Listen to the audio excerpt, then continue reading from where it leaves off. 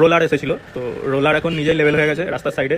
ঠিক আছে, এইবার তোমাদের আসল কেসটা দেখাই। ঠিক আছে, এইদিকে দেখো সেই রোলারকে তুলতে এখানে একটা জেসিবি এসেছিলো, জেসিবি তো বলে, যাই হোক এখানে দেখো জেসিবিটার অবস্থা দেখো, এও এখন উল্টে কাত হয়ে গেছে। ঠিক আছে, এবার এই জেসিবিটাকে তুলতে পেছনে আরেকটা জেসিবি এসেছে, এই জেসিবিটাও ভয়ে আর তুলতে পারছে না, এও হয়তো উল্টে যাবে।